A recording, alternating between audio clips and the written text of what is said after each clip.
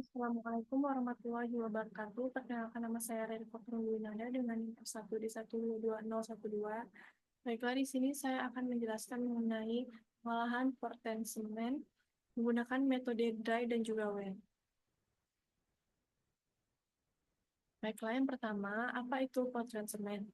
Semen Portland adalah jenis semen yang paling umum digunakan secara umum di seluruh dunia sebagai bahan baku dasar pembuatan beton, mortar, plasteran, dan juga nut non-spesialisasi. Semen ini dikembangkan dari jenis kapur hidrolik lainnya di Inggris pada awal abad ke-19 oleh Joseph Asdin dan biasanya dibuat dari batu kapur.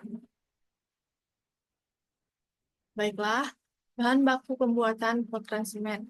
Bahan baku utama dalam pembuatan Portland semen ini adalah batu kapur atau limestone, tanah liat atau clay, dan bahan-bahan tambahan seperti pasir silika, perak tanur sembur, atau biji besi, dan juga bahan-bahan tambahan ini dapat membantu mengatur komposisi kimia semen dan mempengaruhi sifatnya.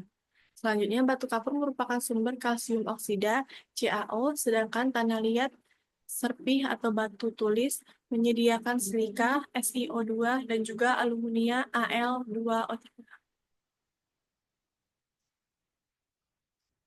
Selanjutnya, penjelasan mengenai metode dry atau proses kering.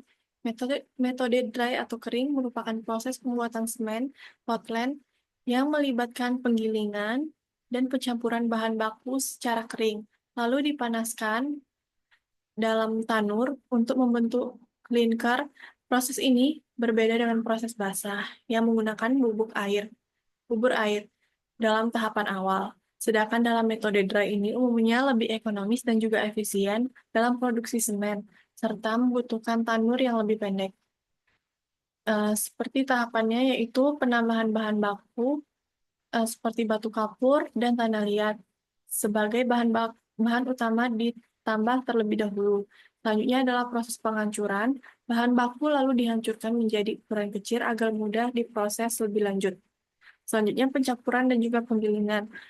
Eh, Proses ini melibatkan bahan baku yang kering dan dicampur dan digiling sehingga menjadi bubuk halus tanpa penambahan air.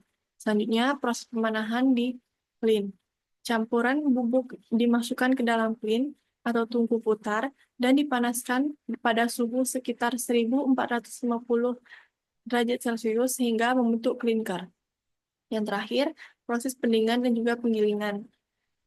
Klinker yang keluar dari klin didinginkan, lalu digiling bersama gypsum untuk menghasilkan semen Portland dan siap dipakai. Selanjutnya yaitu proses wet atau proses basah.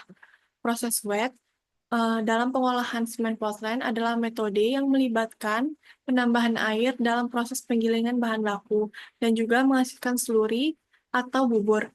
Bubur ini kemudian dikeringkan dan dibakar di klin untuk menghasilkan klinker yang selanjutnya digiling menjadi semen. Tahapan prosesnya yaitu penambahan dan penghancuran sama dengan proses kering, penggilingan dengan air, bahan baku digiling bersama air, sehingga membentuk slurry atau bubur dengan kadar air 25 sampai 40%. Homogenitas Homogenisasi slurry diaduk agar campurannya homogen. Selanjutnya pembakaran di klin, slurry dimasukkan ke klin dan dipanaskan hingga terbentuk klinker. Selanjutnya proses pendinginan dan juga penggilingan akhir. Klinker didinginkan lalu digiling bersama gypsum. Selanjutnya ada pula kekurangan dan juga kelebihan dari proses dry dan juga wet. Yang pertama, kelebihan dari metode wet ini, proses pencampuran dan homogenisasi bahan baku lebih mudah sehingga kualitas klinker dan semen lebih baik. Selanjutnya, cocok untuk bahan baku dengan kadar air tinggi atau sulit digiling kering. Selanjutnya, operasi lebih mudah dan debunya lebih sedikit. Dan juga kurangan metode wet ini, konsumsi bahan bakar lebih tinggi karena energi tambahan diperlukan untuk menguap air dari slurry, dan juga waktu prosesnya lebih lama.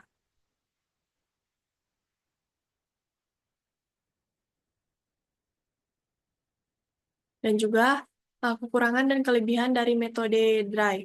Yang pertama, konsumsi bahan bakar lebih rendah, waktu proses lebih singkat, klin yang digunakan lebih kecil dan juga pendek sehingga lebih ekonomis, lebih ramah lingkungan karena emisi dan penggunaan air lebih sedikit, dan juga kekurangan pada metode ini yaitu kualitas produk airnya umumnya lebih sedikit, lebih rendah dibanding proses basah.